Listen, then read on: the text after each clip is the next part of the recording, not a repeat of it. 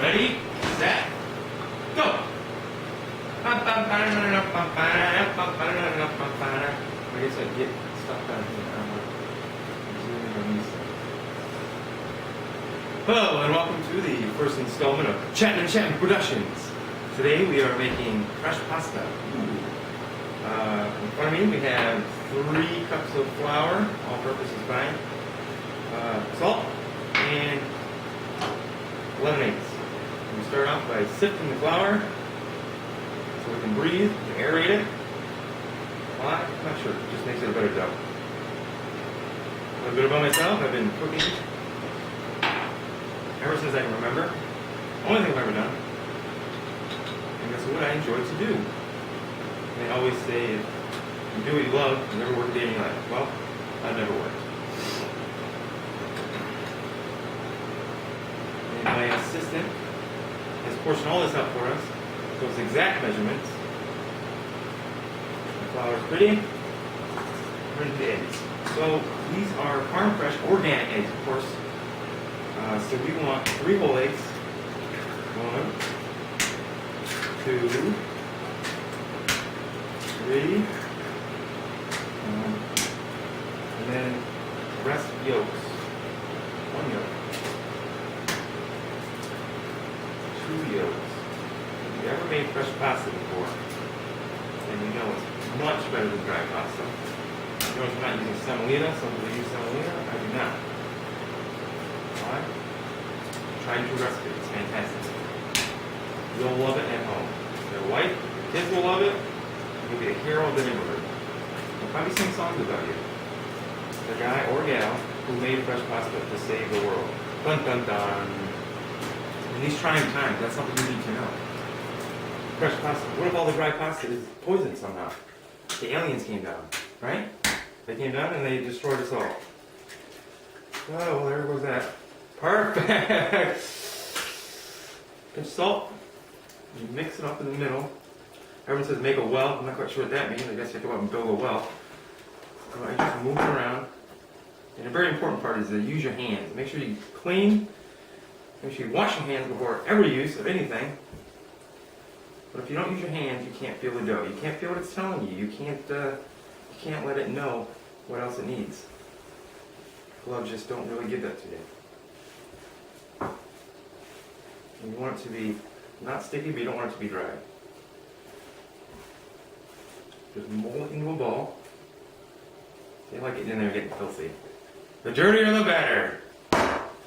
That's my motto. I think.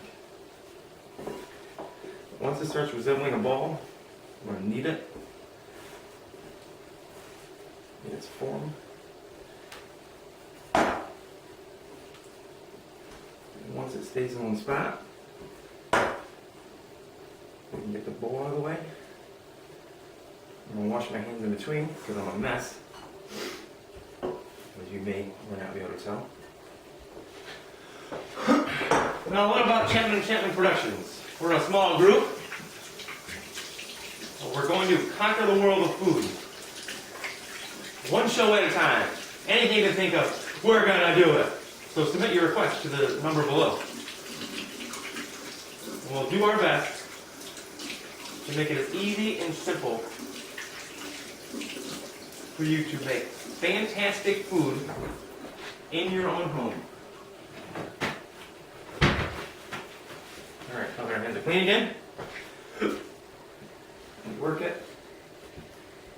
You want to create a little elasticity.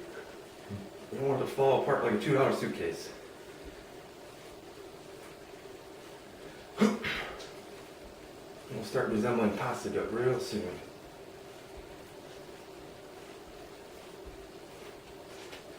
So you got something that looks like that? You ready? Looks like smell too.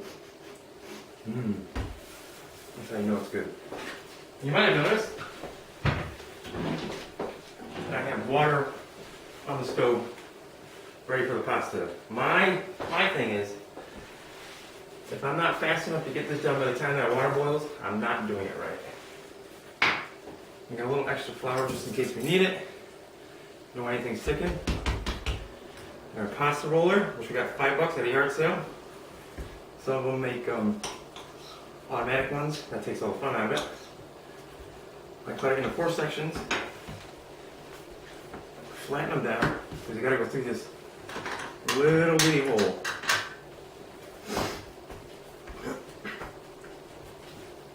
Flatter the better. Just for your ease. And we roll. Now, after you do this a while, you get really good at it. See how it looks like that right there? It's all still shoddy and a little grainy kind of, so you just keep working it. You start getting a smoother product. See how it's getting a little bit nicer and smoother? When it starts getting sticky, get a little flour to it. Roll it back up.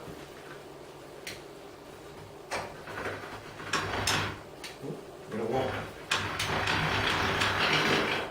Now that's ready for the next stage, like that. Do that with the rest of them. If it's sticky, give it some flour. It won't be upset with you.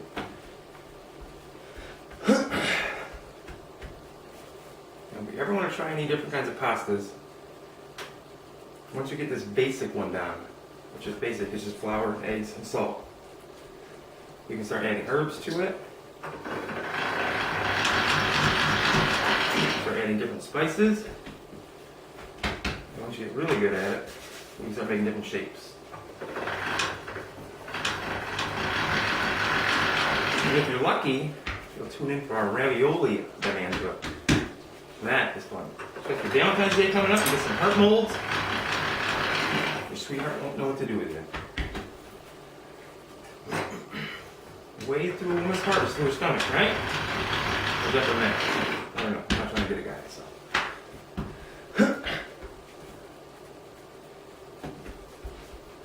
See how simple and easy this is? The water's starting to percolate, so we gotta hurry up. You don't have to rush it home. It's just a little game I like to play. Race the water.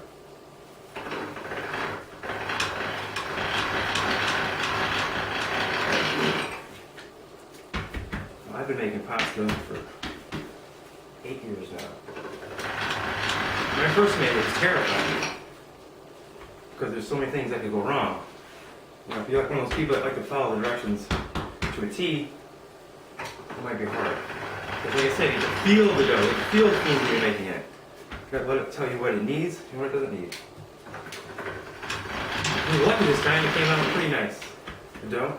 It's not too dry, not too wet. If you get it too dry, it'll start cracking and it won't work with you. It'll fall apart and you'll be stuck. Really, you have to figure that out in the beginning, the dough. Because once you get it in a ball, you can't unball it and redo it. Does it work that way?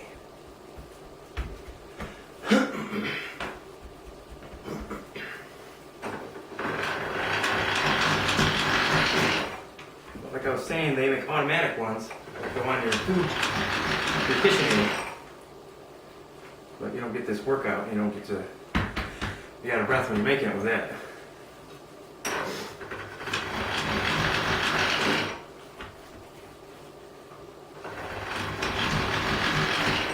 Get a little sticky. Just rubber down.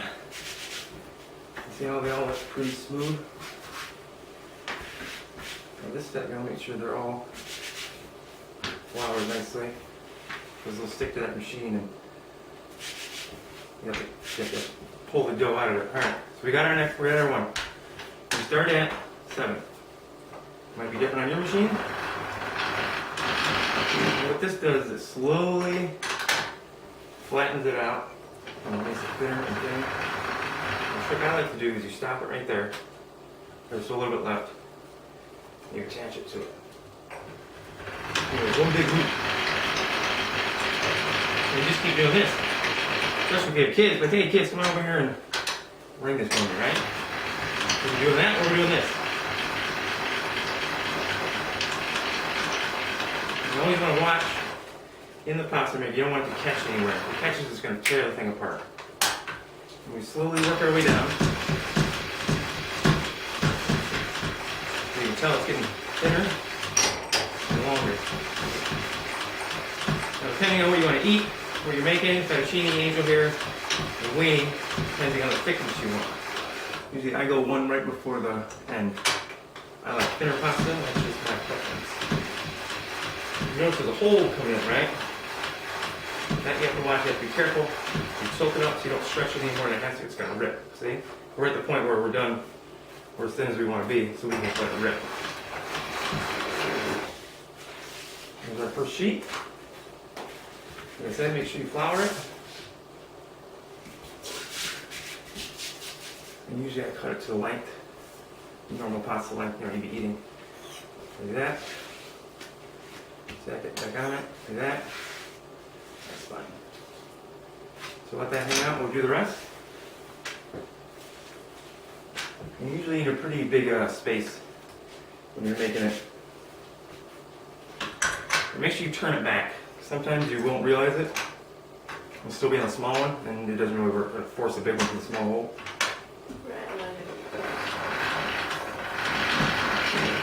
Run it. Chains are ready, I guess you call it. And this is sometimes the trickiest part. Because you got to watch it and make sure it doesn't go to one side or the other side. And sometimes it likes to get stuck, or sometimes it'll be a pasta in your wheel and it'll jam it up. Well, like I said, I've been doing it for a while, so I know all the signs. Maybe that just came off for me. Sometimes it's your friend, sometimes it's not.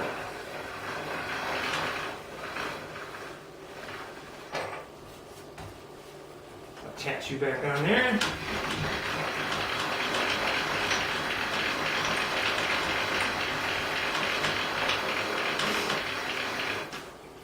Move it up. Now, some people like to do it one by one. When you do big batches of this stuff, you don't want to be here all day. So I skip ahead a couple.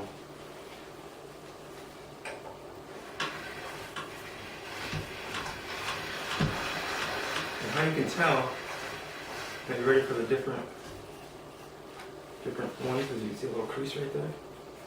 That's where you attach it, and you can tell it's thicker and thinner on the other side of it. When we start molding together to one color or one size, then it's time to change up the number.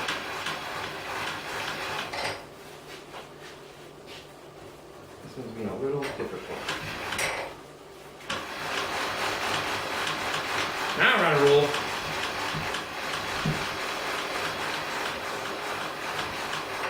Last one. Which on this machine is 2. We went from 7 to 2.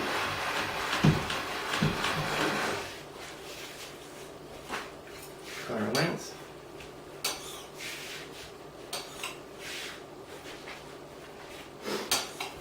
Now there's a number of things you can pair with these pastas. I've done everything from spaghetti meatballs to fettuccine alfredo. Like I said, different shapes. This machine you only get angel hair or fettuccine. I prefer angel hair, but either way. You can always just roll it up, cut yourself. If you don't have that attachment, you can always just roll it up like this. And cut it however you want. You know, whoop! Like a, what is that called? A pappardelle? Either way. 2 more. My water's getting there, we better hurry up. And no waste of time, because when you're in the kitchen, time is money. Very precious. And you notice as you're getting down to the last ones, they'll be a lot easier. They won't spring back as much. That's because they relax. They're resting right now. Some people like to set the dough in the fridge for half an hour, you know, let it hang out for a bit, but I've done it every single way and it doesn't really make a difference. But I can see. I can tell. Some people say you have to make the dough overnight, let it sit, but like I said, this product comes out fantastic. It's like eating the lightest pasta you've ever had.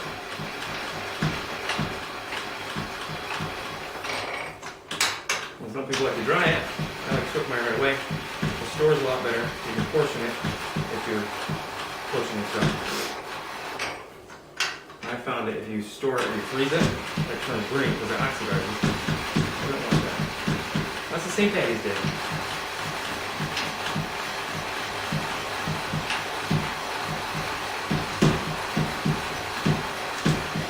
Well, needless to say, my right arm is really strong.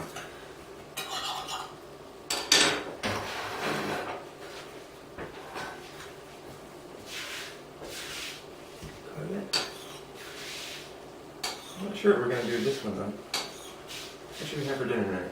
Meatballs? Spaghetti? Get some clams going, huh?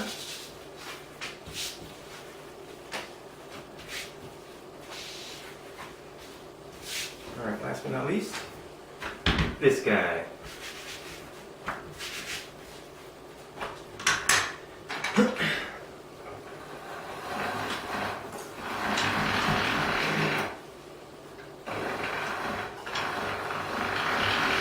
You can get creative with sometimes. Sometimes you can get it thin enough. I don't know if you've ever seen this in restaurants where they put herbs in the middle of them. You place two together, you put like an herb in between them so you can see it through. You get it thin enough. All depends on what you want to do. Or you could just make it and then throw it away. It's up to you. And it's extremely inexpensive. Like I said, so what is this, flour and eggs? I like to get mine from the produce stand on the street because I drive by those chickens every day and I know where they came from. You can tell with the free-range chicken eggs, the dough will be a lot more yellow. Not sure why. The yolks are darker.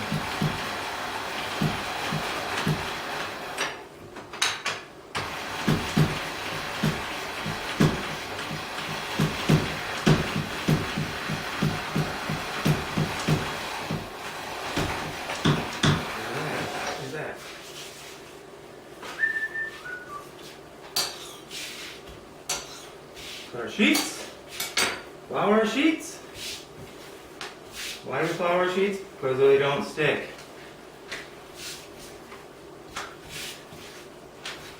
Alright, next step, the fun part. We're going one by one. Like I said, you can do angel hair, or capellini, or you can do fettuccine. The machine doesn't jam up anymore. Fettuccine it is. What you do is you switch hands, catch it. And look at that. How beautiful. I don't know if you can see how light and fluffy that looks. But it is gorgeous. I can tell you're thinking of all different things you're going to put in there. Oh, I can do this, I can do that. I'm excited already. Oh, made a mess. That'll happen.